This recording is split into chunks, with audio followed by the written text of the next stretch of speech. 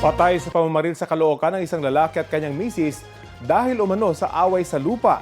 Arestado ang suspect na iginiit na nagkagawan daw sila ng baril ng mga biktima.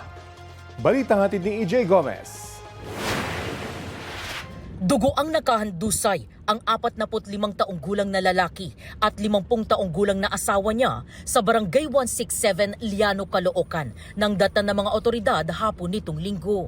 Ayon sa pulisya, pinagbabarilang dalawa ng isang lalaking nakaaway nila dahil sa lupa. Nag-aaway-away po sila doon sa mga parcel ng lands po roon. Itong excess lot na to is mga rights lang to. And yung suspect natin is accordingly is presidente ng Homeowners Association po. Parang gustong kunin yung lupa ng mga biktima. At doon nga po sila nagkaroon ng sagutan at pinagbabaril niya po yung mag-asawa po. Bago yan, narinig sa CCTV ang ilang putok ng baril at sigawan ng mga tao sa lugar.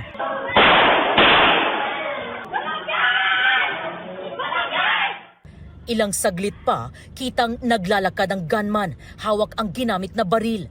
May kasama siyang 2 babae at isang lalaki habang palayo sa crime scene.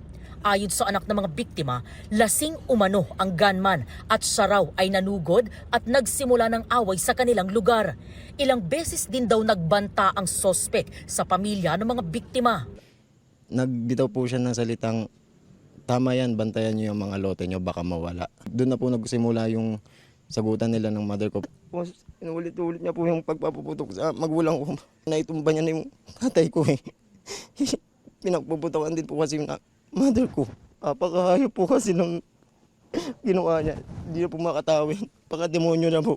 Sinubukan pa raw awatin ng isa sa mga nakasaksing kapitbahay ang pagtatalo bago mangyari ang malapitang pamamaril. Pero hindi po nakinig yung gunman. Ang ginawa po niya, kinuha po niya yung barel, tapos tinutok niya po agad sa leeg ng aking tiyuhin. Yung babaeng tinamaan po dito sa kabilang right ng dibdib. Ngayon, tumayo pa po yung biktima, binaril pa po ulit. Pinagtulungang buhati ng mga biktima.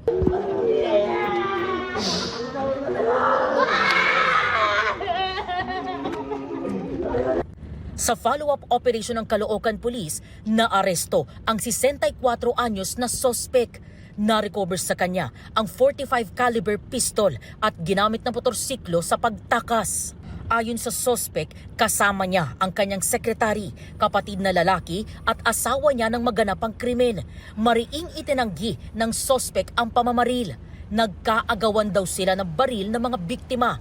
Hindi rin daw siya lasing at wala rin umano siyang inaagaw na lupa sa mga biktima. Hindi ko inagaw yun dahil ako ang presidente nila. Sila itong benta ng rights. Yung tao nga nahablot yung baril sa bewang ko, nagagawang kaming ganun.